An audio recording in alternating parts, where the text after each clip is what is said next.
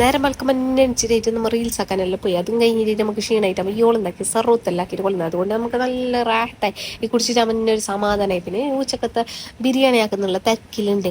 അതിൻ്റെ ഇടയിൽ നമ്മളെ കൊണ്ട് കഴിയുന്നത് നമ്മൾ ചെയ്യണമല്ലോ. അതുകൊണ്ട് ഞാൻ കച്ചമ്പറിന് ഇതെല്ലാം മുറിച്ചിട്ടെല്ലാം കൊടുത്തപ്പോൾ ഇവള് നല്ല mutton biryani ready, sorry beef biryani റെഡിയായി. അതും കഴിഞ്ഞിട്ടായിട്ട് എല്ലാവരും ഒന്നാകെ ഇരുന്നിട്ട് തിന്നുമ്പോൾ അത് യോളിക്കും എന്ത് സാധനം എന്താ അതിൻ്റെ ഉള്ളിൽ തന്നെ ബിത്തിച്ചിട്ടുള്ള തിന്നുന്നെല്ലാം ഉണ്ട്. കാണുമ്പോൾ എന്തെല്ലാം ആയിപ്പോയി.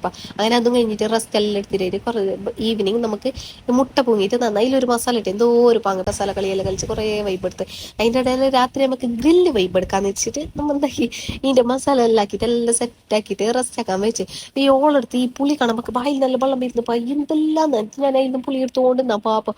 അങ്ങനെ പിന്നെ ഗെയിമെല്ലാം കളിച്ച് ലെമൺ സ്പൂണ് പിള്ളമാരും വലിയ ആൾ തൊടികളും എല്ലാവരും കളിപ്പിച്ചിട്ട് ഈ നസലിന് പിന്നെ കിട്ടുന്നതില്ല, ഇത് പൊന്തുന്നതില്ല. അങ്ങനെ ഗ്രില്ലാക്കാൻ വേണ്ടി കഴിഞ്ഞിട്ട് നമ്മളെ മയ ചതച്ചവോ സംഭവം ഇത് പുറത്താക്കാൻ കഴിഞ്ഞിട്ടാ ചെറ്റ ഉണ്ടായത് കൊണ്ട് അതൊരു ഭാഗ്യമായി പോയിപ്പാ.